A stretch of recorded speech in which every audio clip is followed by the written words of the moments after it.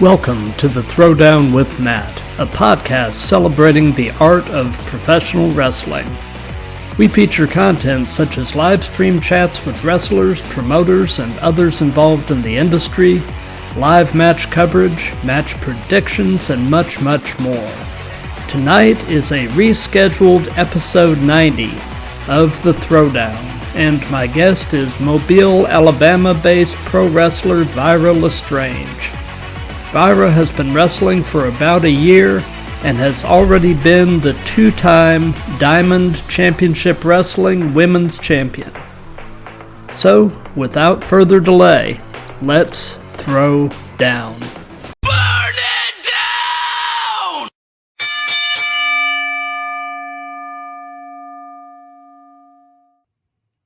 Throwdown Nation, we are live. It is a Monday night. We are rolling on Instagram, YouTube, Twitter/X, Facebook, and Twitch. It is a rescheduled episode 90 of the Throwdown with Matt. And today we are throwing down with a wrestler who is based out of Salem, Massachusetts by way of Mobile, Alabama, and is the two-time Diamond Championship Wrestling Women's Champion. Tonight's guest, Vyra LeStrange. How you doing tonight? I had you muted. I'm sorry. It's all Anyway, right. how are you doing tonight? I'm doing good. How are you? I'm doing great. And for those of you that are watching this live, if you have any questions or comments, just throw them in the chat, and we'll either handle them as we go or do a little Q&A at the end. So we'll go ahead and get started with the first and the most obvious question, and that is, how long have you been wrestling? Let's see, April 30th. So the last day of this month will be a year since I started training. Nice. And, I already know the answer to this, but who trained you? Who do you train with? I am trained by Scott Armstrong. And how did that relationship come about? How did you end up getting to train with one of the Armstrongs? So my wrestling background is rather unique. I have had experience prior getting into Diamond Championship Wrestling. But long story short, I very first started training when I was 13, and I had my first match when I was 14. And then I had to stop because of the age or whatever. So then about October-ish of 2023, I got back into training. I was being trained by Josh Payne, the Rainbow Warrior, and we did training at his house once or twice a week, but I ended up being the only student left. So I went over to Diamond Championship Wrestling, and that's how I got started over there. Nice. So one of my recent guests actually sort of proposed this challenge, and I liked it, so I've actually incorporated this question into my repertoire of questions, and that is, try to sum your wrestling persona up in 5 words. Okay. That's a tricky challenge. I like that one.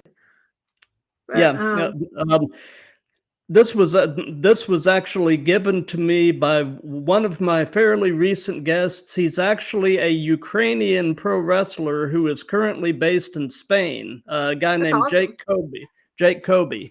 So anyway, and he brought that up. He said he likes to almost do what they call TED Talks about his persona, and just trying to sum it up in succinctly like that. So anyway. Okay. I would definitely say dominant, creative, maybe a little vindictive. What's 2 other really? It's a little sneaky, definitely a little sneaky. And at the end of the day, overall badass. I like it. So, based on what you've told me so far, I'm getting the impression that you have been a lifelong fan. Is that pretty accurate? For the most part, yes. There was a time in my life where, after I started training the second time, I'm not really going to touch on that too much because that's just a time that's not really worth acknowledging anymore, honestly. But there were some things that happened within that training facility that should have never happened, and it caused me to lose my love for wrestling. So I probably went about 2 or 3 years without watching it, having anything to do with it. But I found my way back. Gotcha. So, what is your earliest wrestling related memory? What is the earliest thing you remember watching or seeing in wrestling? I actually remember the very first night I watched wrestling. Really? I don't even know how I managed to remember this, but I do. I was roughly 8 or 9 years old. I was in the third grade, and I wasn't feeling too good that day, so I went home early. And my grandparents, who are probably the biggest wrestling fans I know, um, Monday Night Raw was on. I was at their house, and I had my head on my grandma's lap, and she didn't want me watching wrestling because little girls aren't supposed to watch that kind of stuff. But my pawpaw saw differently, and it was actually the main thing I remember was right when Triple H was having a feud with the Legacy, and they just beat the crap out of him. And then Triple H went on the mic and said, "I need to make a phone call," talking about Shawn Michaels, which led up to the whole SummerSlam of 2009. So yeah, that's the first thing I remember about watching wrestling. Gotcha. Gotcha. Yeah, like I was telling you before we went live, I've been a fan since I was 11. And at the time, I was a kid in Florida watching Florida Championship Wrestling. This was back in the early 1980s. And a guy named Gordon Soley was doing the commentary. And the first feud I remember watching was Dusty Rhodes and Kevin Sullivan, and Hmm. man, that was when you're 11 years old, Kevin Sullivan was a scary dude, and he really made a big impression on me, and but anyway, that's neither Right. here nor there. So, what does your family think about all this? What do they think about the fact that you're pursuing a career in professional wrestling? I think they have some mixed feelings toward it. They're trying to be supportive of it, but I always get the vibe that there's just something about them that wishes I wasn't doing it. I don't know if it's the fear of me getting hurt or they remember how it was when I was around it when I was 14, but they try to be supportive, which is the main thing. Gotcha, gotcha. Yeah, yeah. I mean, it's a tough business, and our being a parent myself, one of our jobs as parents is to you don't want to see your kid get hurt. So I mean, I Right. get it. I get it. So, away from wrestling, what are some of your other hobbies and interests?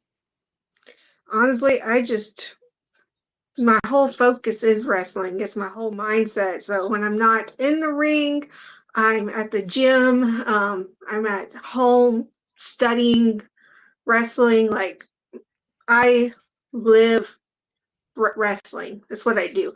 If I'm not doing that, then I'm with my dog. Awesome. My dog is my Awesome. best friend. So my Uh, life revolves around wrestling and my dog. what kind of dog do you have? I have a pit bull. Oh, nice. Nice. Yeah, she's my best friend. Awesome. So, outside of wrestling, what person inspires you the most and why? What person outside of wrestling? Um, I think it might have to be my grandma. My grandma, me and her have been best friends since I was literally born. I've been attached to her my whole life, and she's been through a lot over the years, and she's still always has a smile on her face, always puts others before herself. Just the greatest person I've ever met. Awesome. Awesome. So, you are from Salem, Massachusetts, by way of Mobile, Alabama. What is your favorite thing about Mobile? Nothing. Nothing? Okay. Um, the history behind it's pretty cool. The beach is here. That's it. Gotcha. So, they say that the best wrestling persona is essentially yourself turned up to 11. So, tell us about in-ring Vyra and compare and contrast her with everyday you. Vyra is seriously misunderstood. Um, she's seen as the villain. She is the villain. But Vyra never wanted to be the villain. It was just the only way she could get anyone to pay attention to her. And that is something very true about myself. They always say you're a villain in someone else's story. And even though sometimes, like, I try to do right and I try to be the best I possibly can, sometimes it's just not enough. So I have to take matters into my own hands. And that's where me and Vyra are right there with each other. Gotcha. So, tell us about your very first match. What was it like? How did it go? What were your thoughts going into it, thoughts coming out of it, all that good stuff? My very first And match, yeah, I was in a group. I was the leader of my own faction called the Hidden Gems. And okay. the idea of us was the fact that we had been training at the Diamond Mine Wrestling Academy for quite a while. But after week, show after show, we were never given any opportunities. And so I put it together between myself, someone named Iron Cross, Brian Baudelaire, and the woodsman Tyler Woods. And we devised a plan to get ourselves in that ring. So at the very end of an episode of Synergy, we came out there while Scott Armstrong was talking, and we demanded for him to give us a match, and it never happened. So I slapped him, and then we destroyed the ring, and which ended up getting us suspended, which was fine. It was perfectly fine because Brian Baudelaire, he's the rich guy. He paid for our fee, so we didn't care about that. And then about 2 weeks later, maybe a little bit longer, 3 weeks, I demanded I got my match or things would be a lot worse for everyone. So myself and the champion at the time, Sid Silver, this was my first match at Diamond, and I got the championship in less than 20 seconds in my debut match. And of Nice. course, I used the hidden gems, because why wouldn't I? Absolutely. Take advantage of every opportunity, everything you can use to gain the advantage. Do it. Of course. That's what happened. I won my debut match as the women's champion in less than 20 seconds, and that was probably one of the best feelings I ever had in my whole life. And Absolutely. from then on, even though I was a hidden gem, how hidden can you be when you have gold around your waist? This is true. This is true. So then from that point on, I made sure everyone knew who I was. And it's got me Gold where I am today. gold pretty much propels you into the spotlight. So we've heard about the first match. Now tell us about your favorite match that you've been a part of. my favorite match I've been a part of was probably about let's see, this is April, so yeah, about a month ago. We did a pay-per-view, and it was against Persia Pierce, and I successfully defended the women's championship. At this point, I was already the two-time, and me and Persia, we went out there and we easily had one of the greatest matches of both of our careers. And we got to do it live on pay-per-view in a sold-out crowd of over 400 people. It was awesome. Nice. That's great. That's awesome. So, what is the longest distance you have ever driven to get to a match? I believe it was maybe close to 200 miles there and back. Okay. And I know everybody has them, but what is your biggest in-ring pet peeve? My biggest in-ring pet peeve. That's a good question. And I have a lot. So I'm trying to sit here and figure out which one would be my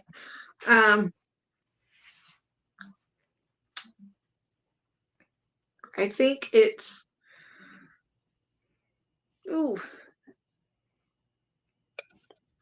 I've never been asked that question before. That's a tricky question. But actually it's probably not even it may not be my biggest one, but it's definitely one that irritates me, and it's probably about 90%, well, not even 90%, it's probably completely my fault. When I go out, I wear like this really long cloak, and 9 times out of 10, it's going to trip me up. It really needs to be hemmed up some. And it's, and when I'm trying to like walk around the ring and like be Vyra, it takes away from it. But that one's completely on me. Gotcha. So I know that there are essentially sort of 2.5 ways of preparing for a match. You can either work it out with your opponent in the back, call it in the ring, or do kind of a hybrid of both. Do you have a preference? Well, every match I've ever been in, it's kind of like, okay, this is what we're gonna do, and then we go out there, and about 90% of it does not happen. So what I prefer to do is, okay, well, let's just put a rough draft together, and then we'll go out and we'll just do basic chain, nothing crazy. See what the crowd thinks. I think you should always work in the way that the crowd is responding to it, because they're the ones that are paying to watch. So if what you have planned is not entertaining, why would you do it? So Exactly.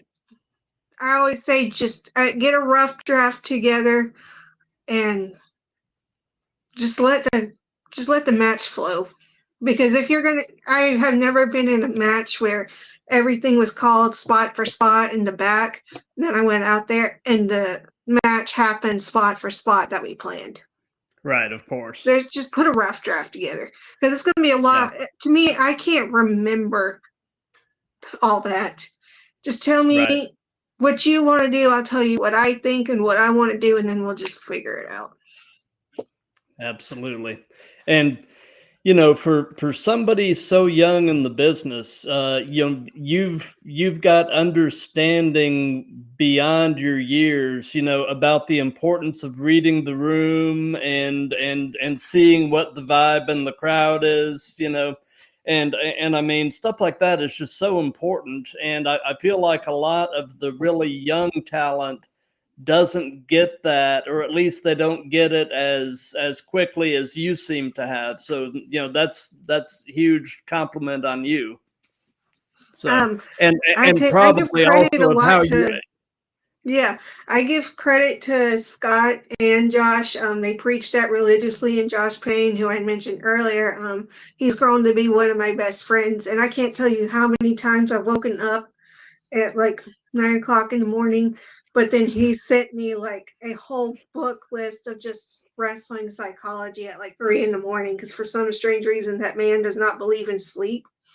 But yeah, so he's always my go-to because me and him are very close. It's nice to have friends in the business that are true vets, and he's been in the business for over 25 years. So I Yep. give him a lot of credit for a lot of things I have learned. But some really and truly is if you get it, you get it, and if you don't, you don't. Yep. Couldn't agree with you more. So, if you could only be one, would you rather be great in the ring or great on the mic? Well, I can honestly say my mic skills are way, way better than my in-ring skills. And I love that. But I also think it depends on the direction and where your career is headed. Because if I want to be like a manager, why in the world would I want to be good in the ring when I just need to mostly be good on the mic? But I think it just depends on how you want your career to go. But I just love being on the mic. The mic to me is so much more fun than the actual like the psychology of wrestling, and the mic skills to me is more fun than the actual wrestling itself. So for me, because I love being on the mic, I'm going to say the mic. Gotcha. So, do you have a preference yourself between working heel or babyface? It sounds like you've worked mostly in a heel capacity, but do you have a preference?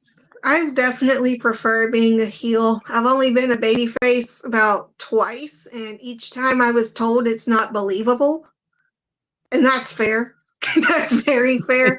But being a heel is just, God, I love being a heel. It's so much fun.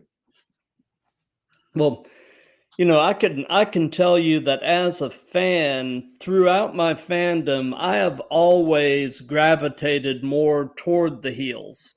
Oh, I've say, always I've always just found them to be more compelling characters. Because usually, there's a lot of backstory to the heel as to why they are the way they are. I mean, oh yeah. generally, they're not being an asshole just to be an asshole. There's a reason, Oh, you know. I say that I say the exact same thing word for word all the time, and that doesn't apply to just wrestling. Like I'm a huge, gigantic Disney fan, and I always love the villains because I'm like, I love that. I wonder why they're like that because, like you just said, 9 times out of 10, when a heel is a heel, there's a reason behind it. Yep, And so, absolutely. like, I just love like backstories on the villains. I love to see how they respond to different scenarios. Like, it's just, I feel like you can be a little bit more creative as a heel. Yeah, yeah. And and I love a good slow burn long-term storyline. I mean, I love long-term storytelling. I just do. So, what's your favorite Disney movie? You mentioned you're a huge Disney fan. What are some of your favorites? The Lion King. I love The Lion King. I will die on the hill that The Lion King is the greatest Disney movie to ever exist. When I was a little kid, from the ages of 5 to 8, so that's 3 years, I watched The Lion King every single day for 3 years straight. And it's my favorite movie. I love The Lion King. Gotcha. Well, Scar is like the ultimate heel. I mean, Right? He's the best heel. so in terms of your in-ring work and your promos, who would you say are some of your influences? Who has helped you to, in terms of things you've watched and such, who has helped shape Vyra LeStrange?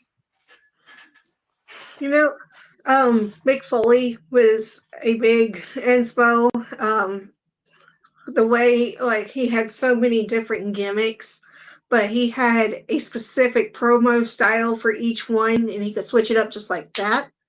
That's pure talent that is very rare, and he just makes it look so easy. And as far as like my in-ring work goes, I don't know if I necessarily have like a specific role model I try to follow on. Um, that's just kind of something I've just watched, like older wrestling versus new wrestling. New wrestling, you have all these acrobatic spots and stuff that I am not. And then you go back to like the older days and you might see a spot like that once every blue moon, but for the most part, it's just simple, basic wrestling. And Hmm. there's nothing wrong with that. Because to Not at me, the all. acrobatic stuff I'm gonna quote Scott here. It's phony baloney. There's no like, to me, it doesn't look like real tough competition.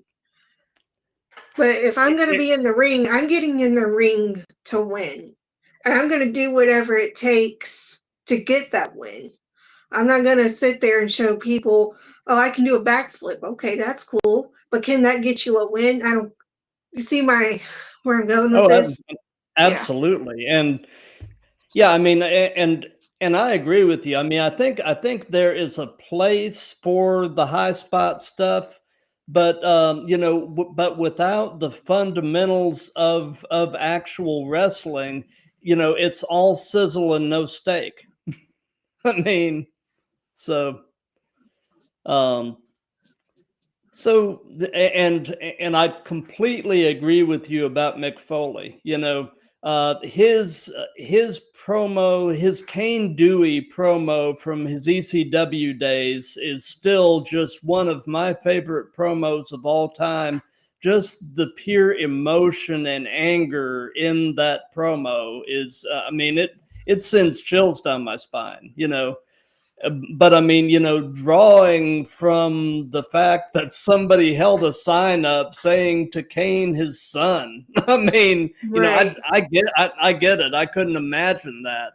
But I mean, he really channeled that anger and that fury into that promo, and that's an amazing piece of mic work. It really is. So, do you have an all-time favorite match as a fan? A match that just just over the top for you, and you can have watched it a million times and it never gets old? Is there Yeah. a match that sticks out? Shawn Michaels versus The Undertaker at WrestleMania 25.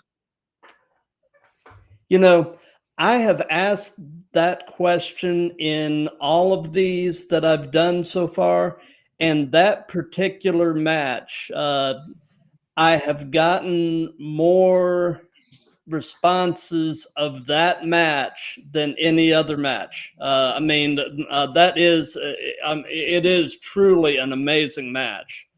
But I yeah, mean, I just wanted you to know you're in yeah. good company for loving that match. God, I might watch that match later, actually. It's just, everything about it was just pure cinema. It was perfect. They were so on beat together. It was great. Well, a match that I always recommend to young wrestlers who may not have seen this, and I'm going to give you some homework. If you haven't seen this match, look for it. It's probably out there on YouTube somewhere. This is a match from back in 1989, from a WCW Clash of the Champions.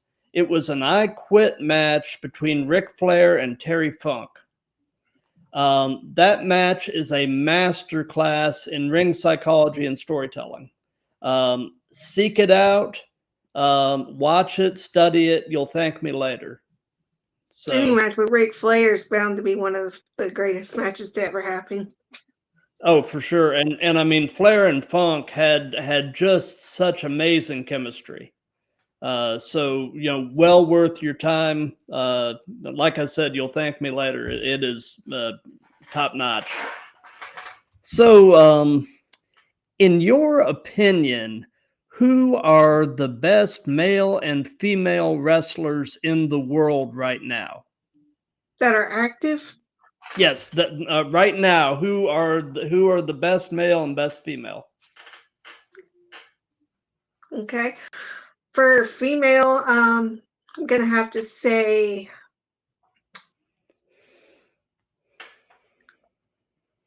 is there like a number or just I mean, it doesn't have to be a number. Just okay.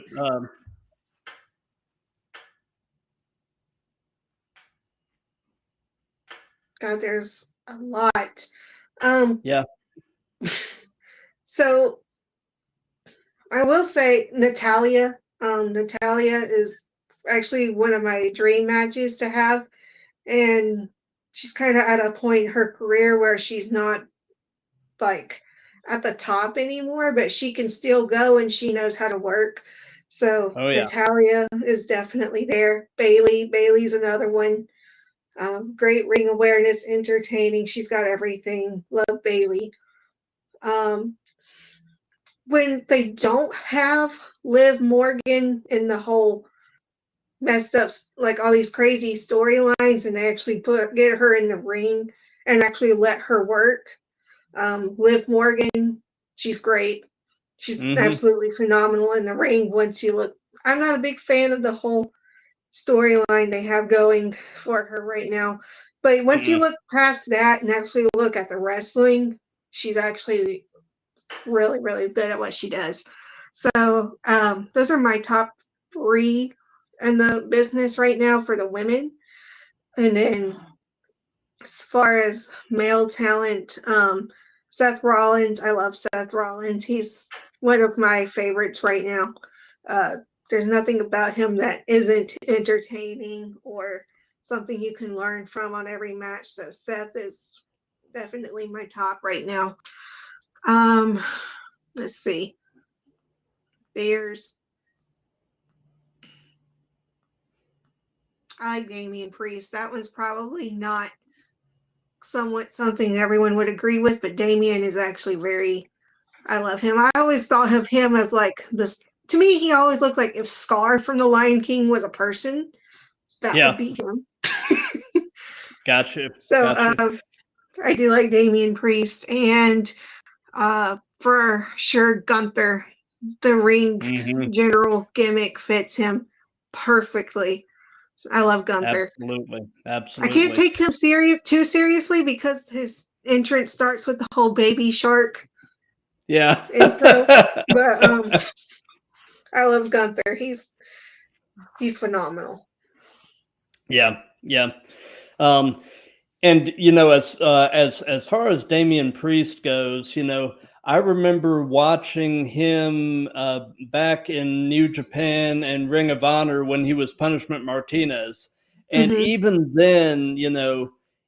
even then on a smaller platform, I could tell the guy had something special. So I wasn't surprised when he shows up in WWE and ends up, in the position he's in now. The guy is just immensely, immensely talented. And, same thing with Seth Rollins. I'm a big Rollins fan, but I really loved his Tyler Black stuff in Ring of Mm-hmm. Honor and on the Indies. And I love what he's doing now, but I do feel like his persona did get watered down just a little bit Oh in yeah. WWE. But I mean, that's kind of the nature of the beast, though, with that system. But I mean, but yeah, he's incredible. Um, so in the past week of watching current wrestling, what has been your favorite match of the last 7 days that you've seen? Um, I'm going to be completely honest with you. I have not had a chance to watch wrestling within the past week. I don't watch it religiously like I Mm-hmm. used to. I just kind of watch it. I mostly just watch what shows up on my phone, mostly because when wrestling is on, 9 times out of 10, I'm at training or I'm really not home very often. So to actually sit down and get to be able to watch an episode of SmackDown or Raw is very rare for me. Gotcha. I don't think I've actually had a chance to sit down and watch it since Raw debuted on Netflix. And that's something I would like to work on more. But the way my life is working out right now, it's just when their shows are going on, I got something going on. Gotcha. Gotcha. So you mentioned Natalia, but are there any other, and this can be present day or past, any other dream opponents that you would Oh, Mickey love to have? James. Mickey Mickey James James. is she's my favorite female to ever step foot in the ring. She deserves, she should be in the Hall of Fame. Um, she's like, if I had to pick one person to ever have a match with, and that's the only match I could ever have ever again, it would be Mickey James. Gotcha. Gotcha. So, what is your favorite move? What is something you just really enjoy doing? And on the flip side of that, is there a move that you won't do or you would at least rather not do? And that can be giving or receiving. So, my favorite move to do, I like inverted DDTs and flatliners, two very simple moves, Hmm. but they have a they look like they can be pretty damaging if they're done right. As far as moves as I won't do, um, I'm not huge on any type of flip bumps. We all have to do them. We're all trained to do them, but there's just it. There's a lot of times I won't do them, specifically if it's at an indie show I've never been before and I'm working a girl who I haven't seen before. There's a lot of Hmm. trust that goes into that. There's a Oh, lot yeah. of, well, I need to know how you work before I do them because I'm trusting you with my life on these bumps. And Yep. so, like just a couple weeks ago, I did a match and the girl powered me over for a suplex. She didn't, for one, she didn't hook me correctly. She just kind of powered me over and dropped me on my head. And I had no time to prepare myself for that. So Mm. you got to communicate. Your timing has to be on point.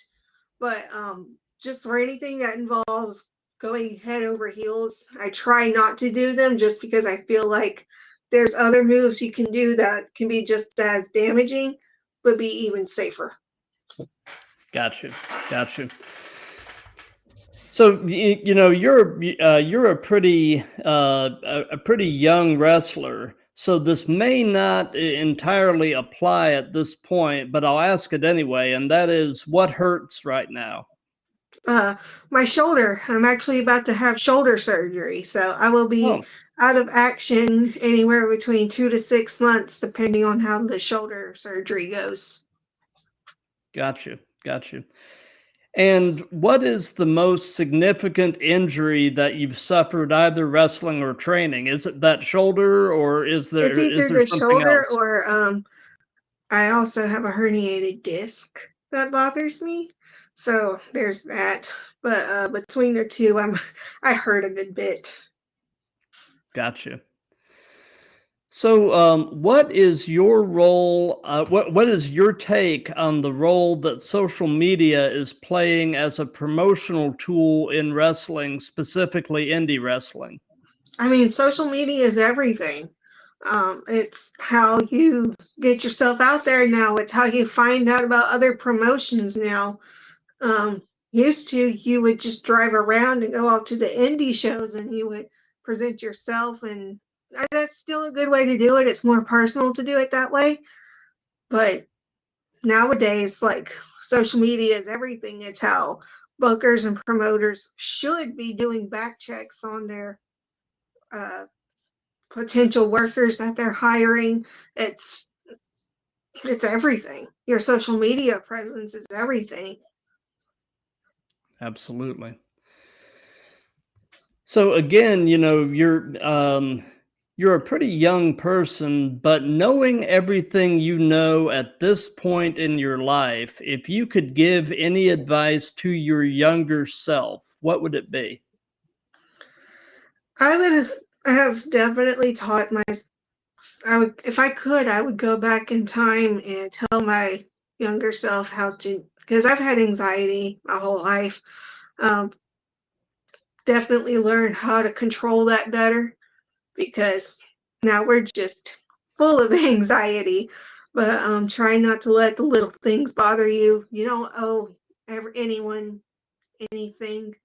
Um, Not everyone is worth your time, and there's going to be people out there that are going to try to hurt you, even when you've given them the best you can possibly offer and you've been the best person to them you can possibly be. They're still going to hurt you in some way, and you just got to learn to let them go, not hold Yep. on to everything so personally. Yep. So, do you have any pre-show traditions? Any things that you try to do consistently before you walk through the curtain? I do a lot of stretching. I stretch from the time I get there, from the time it's time to walk through the curtain. Um, Hydrating, that's going to be that's when I really need to work on more. Um, Need to learn to start eating a good meal before a show. I had done a show recently, and I had a very stressful week that week. So I hadn't slept, ate, or drank anything. And after my match, I passed out once I got to the back. And next thing I knew, I was in the back of an ambulance headed to the hospital. So Oh, that was just a result of not taking care of myself properly. So from here on out, that's definitely going to change. So make sure I'm just hydrating more, eating eating a good meal before a show, and just try to relax. That's something I got gotcha. to work on. Gotcha. So something that we've done in all of these that's just been kind of fun is we've let the current guest pose a question for the next guest. And one of my recent guests, a wrestler based out of Louisiana by the name of Ricka Wildley, Yeah, posed posed this question, and that is, what do you do to inspire others in the locker room, and what do you hope they get from you? I mean, so I'm kind of known as the jokester in the locker room. I do everything. I'm also a little sarcastic. Um, So my main thing that I always do in the locker room is try to make other people laugh. And Hmm. then I hit them with the sarcastic comment. Um, if you don't haven't guessed already, huge fan of Chandler Bing. Me and him related great during Friends. But so that's my thing, is just trying to make other people feel comfortable, and just because we're there for a show day is roughly 10 hours long. So Yeah, I try to be there to make sure everyone is comfortable. I try to conversate with a lot of them, and I'm going to do my best to make sure they get a laugh while they're there. gotcha. Well, since this is part of a series, do you have a question that you would like to ask to the next guest? And I can go ahead and tell you who the next guest is. The question does not have to be particular to him, but the next guest on Thursday at 7:30 p.m., I've got episode 109 with a wrestler based out of Iowa by the name of Casey Jacks. And interestingly enough, he is a product of the Black and Brave Wrestling So Academy that yeah, Seth Rollins runs out in Davenport, Iowa. nice. Um, So, like I said, it doesn't have to be particular to him, but do you have a question you would like to ask? Okay. When you're, I guess the best way to put this, what do you think is more important? The way you look, the way your character is, or the way you work in the ring? Which one of those come first?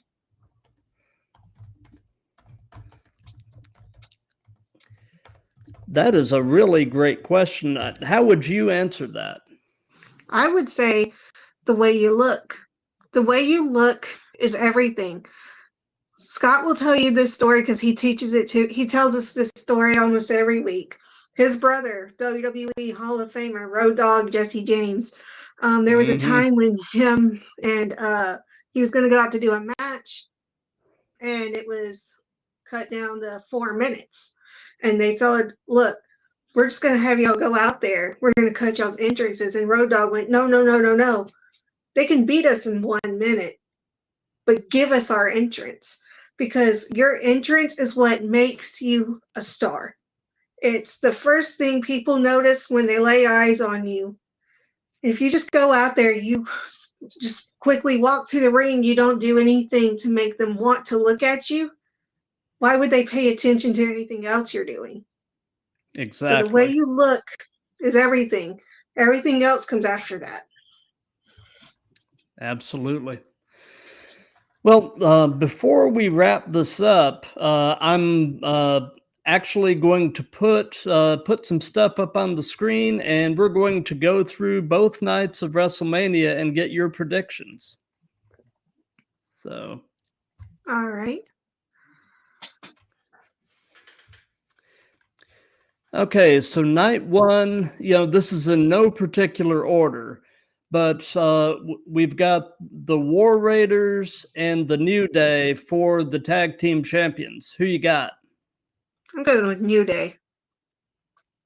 Okay. Let's see here.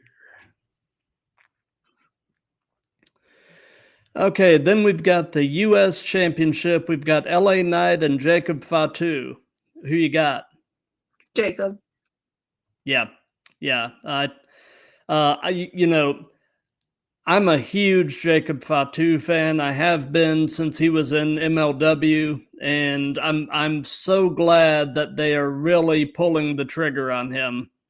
I think the sky is the limit for that guy. Oh, for sure. Okay, Jade Cargill and Naomi. I think Bianca is going to get involved in this somehow, and Naomi's going to go over. Yeah, I agree. I think. I agree. I think Bianca's going to get involved, and to me, it's pretty obvious that Bianca's in on the whole thing with Naomi. So yeah.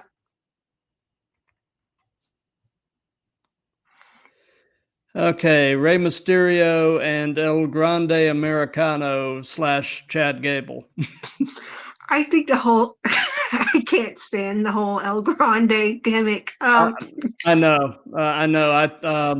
I actually feel bad for Chad Gable. He has been saddled with some really bad gimmicks over his WWE tenure. I remember when they had him very being true. Shorty That's very G. true. But I that's very true. But last night at training, we actually talked about not this in particular, but just something that we're taught is you're going to be handled. You're going to learn how to eat shit and like it. And that's exactly what Chad is doing right now. And you're given a crappy role, you excel at it, you get rewarded.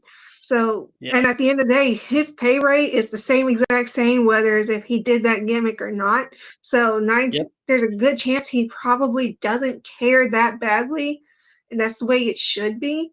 So, if If you gotta do what you just gotta work with what you're handed, and egos get in the way of that sometimes, and that's why you never see them again, or their careers just steadily get worse and worse instead of better, because they're just hard to work with, and that's just something that you're taught from day one, is to play the role that you're given and do it well.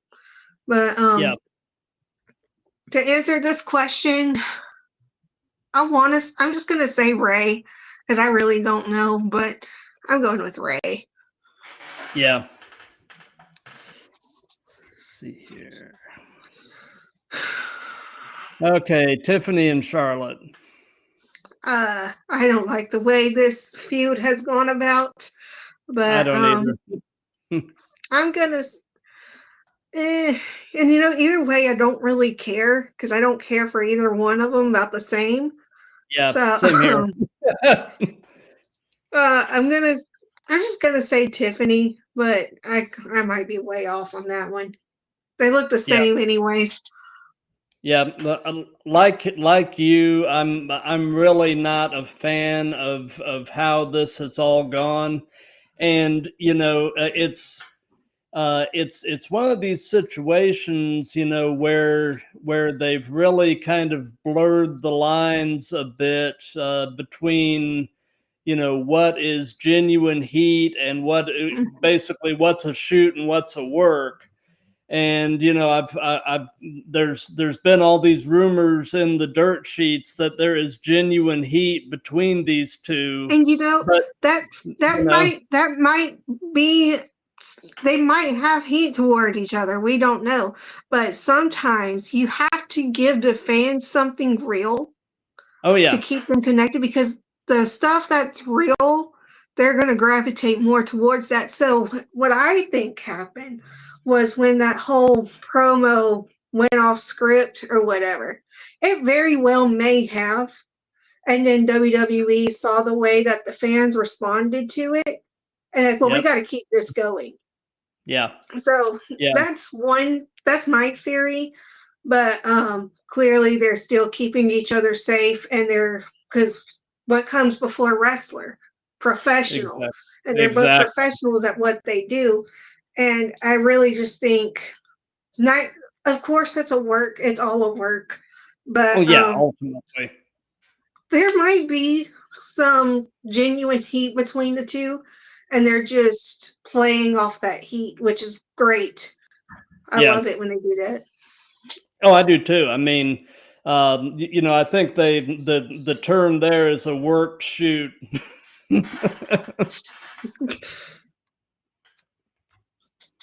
So, okay, Jey Uso and Gunther. They'll let Jay go over, but I like Gunther. Yeah, yeah.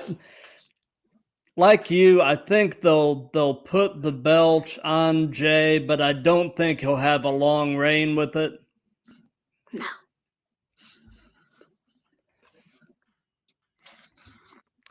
And then this little three-way, Rollins, Reigns, and Punk with Paul Heyman on a pole. I think Punk will go over. Yeah, I think it'll either be Punk or Rollins. I think it's going to be Punk. Yeah, we'll see. It'll be interesting to see how it all plays out. Again, another match I'm not necessarily hyped up for, but yeah, they'll let Raquel and Liv retain. yeah, I agree. I agree. Yeah, so we're starting into night 2 now. This one, this match is one that I'm actually really intrigued to see play out. That's it. I mean, you got 4 beyond talented guys right there. But Yeah, I'm excited to see Penta's first WrestleMania. I know the hype is gonna, it'll definitely live up to the hype, but I don't think he'll go over on it. No. I'm gonna say Braun Breaker. Yeah, I could see Breaker retaining, or I could actually see Dom Mysterio somehow, sneaking out a win to basically further generate heat between him and Finn Balor. For sure.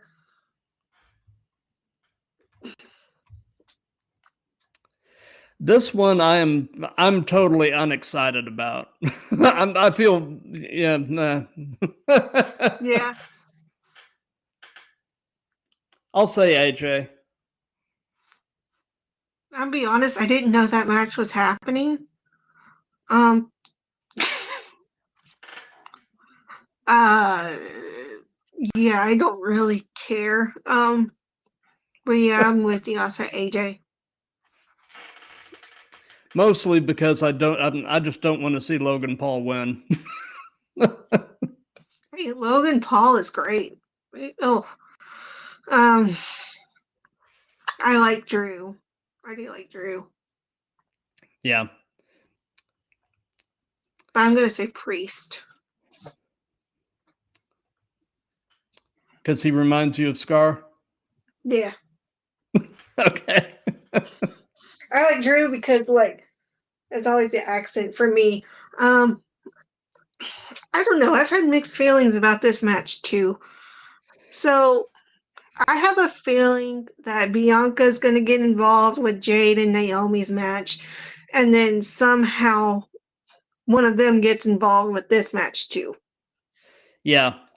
So, Yeah, I but my think we're going to. prediction is that Io will go over. She'll keep the title. Okay. Yeah, I could see that happening. I could definitely see shenanigans happening, and more or less, Rhea and Bianca basically cancel each other out, and you're kind of left with Io. Mm-hmm. And then we've got this.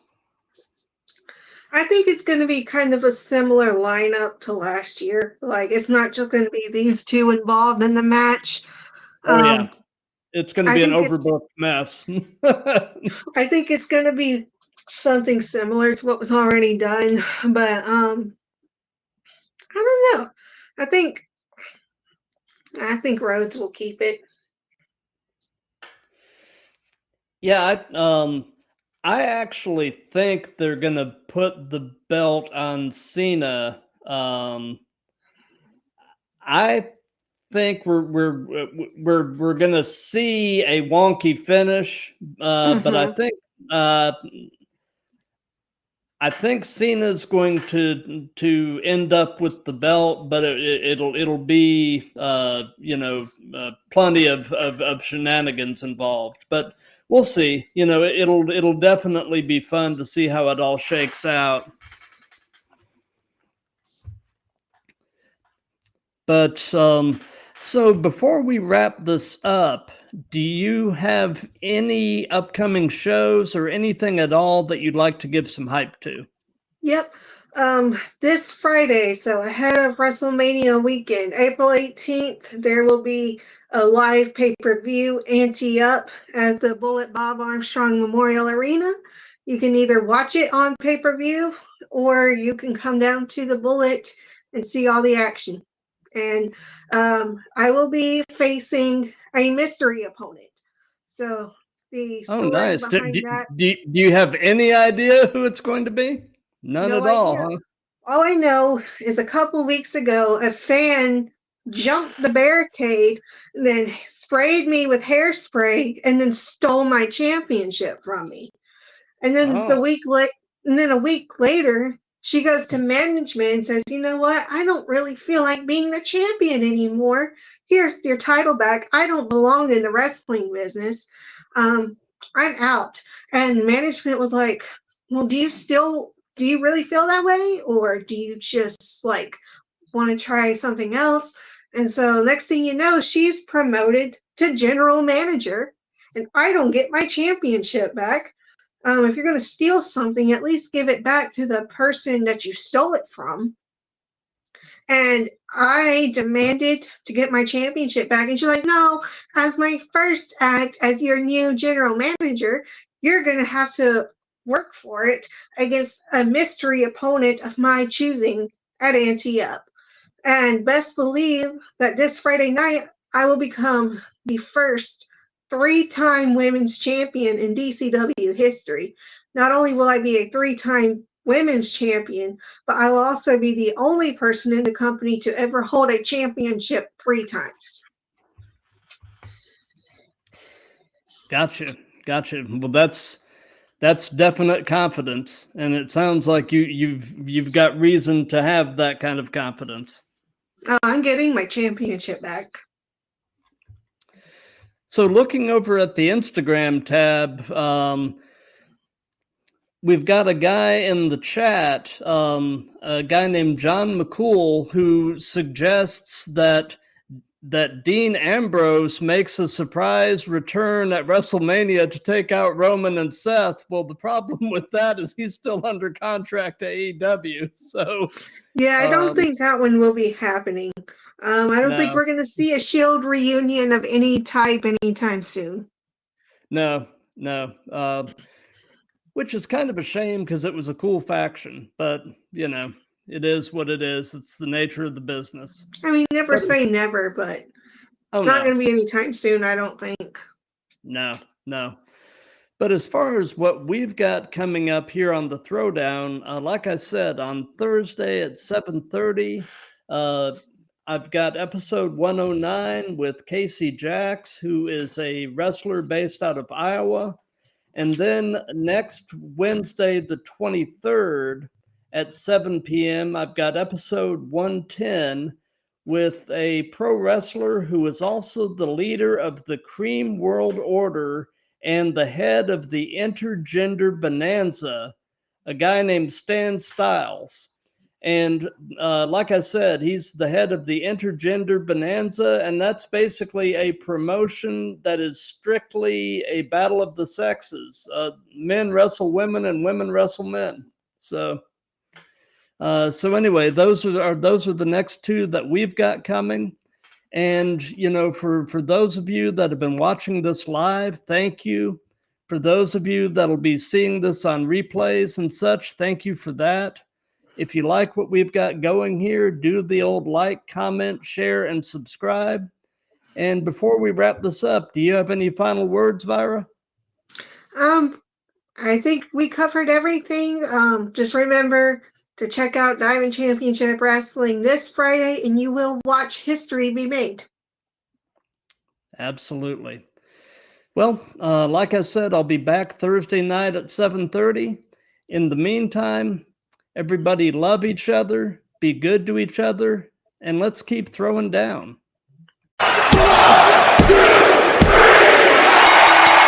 Goodbye, and good night, bang. Thanks for listening to episode 90 of the Throwdown with Matt. Vyra and I had a great conversation. Among many other things, it was interesting to hear about how it was training with Scott Armstrong and the profound influence he has had on her wrestling career so far. As for what's coming, tomorrow, Thursday, April 17th at 7:30 p.m. Eastern Time, I will be live with episode 109 of The Throwdown with Iowa-based pro wrestler Casey Jax. Next Wednesday, April 23rd at 7 p.m. Eastern Time, I will be live with episode 110 with pro wrestler and leader of the Creamy World Order and head of the Intergender Bonanza, Stan Styles. Make plans to join us live on Instagram, YouTube, Twitter/X, Facebook, and Twitch, and interact. If you can't make it live, the videos will be available on those platforms, and the podcast will be available within a few days afterward. As always, if you like what we have going here, spread the word, follow me on my socials, leave comments, and maybe even drop us a review. Any or all of that will help us to continue to grow. Have a great rest of the week, and keep throwing down.